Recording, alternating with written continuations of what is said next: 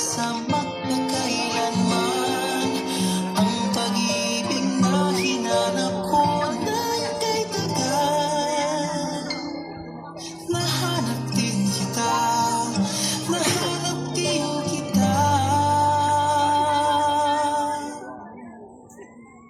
Ikaw pala sinta, ibigay sa'kin ng Diyos na lumikha.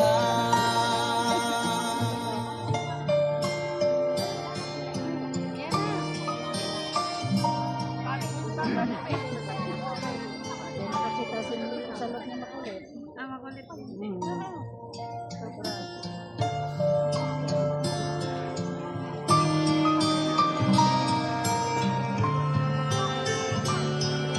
Ito ang araw na inantay mo ng kay tagal.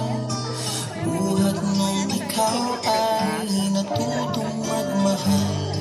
Nasaktan at nabigo, lumuha at natuto. Ang pag-ibig na pala'y hindi isang laro. Mga kapatid, dumating na po ang ating pinakamagandang binibini sa araw na ito, Binibining Rhea Lumakad. Ito ang araw na inantay mo ng kay tagal. Buhat nung ikaw ay natutong magmahal. Nasaktan at nabigo, lumuha at natuto. Ang pag-ibig nga pala'y hindi isang laro.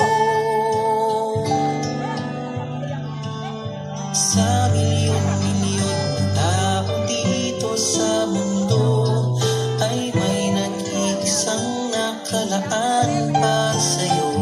Ngayong ika-29 ng Marso taong 2025, ang ating mga kapatid na sina John, Donald, Advincula at Rhea Lumakad ay magpapahayag ng kanilang sumpaan sa harap ng Diyos at sa harap ng mga saksing naririto sa araw ng kanilang kasal. Maaari po bang bigyan ng mic ang tatay ni Rhea?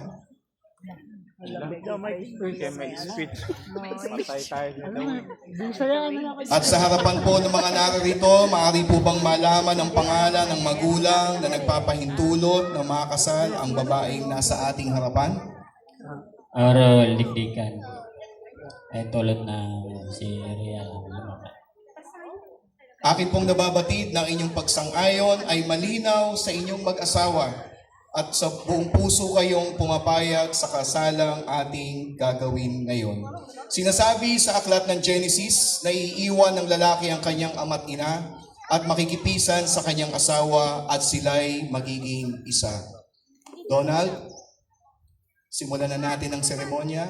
Lapitan mo na ang iyong mga future in-law at kunin ang kamay ni Rhea. Papalapit dito sa altar.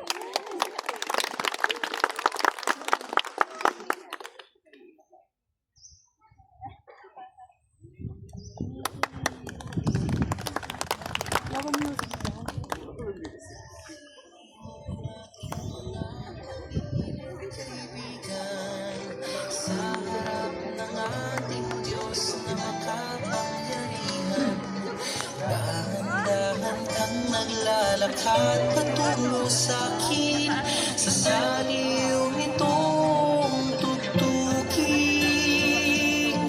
Tan-tananan, ikaw nga ang babaeng aking papakasalan.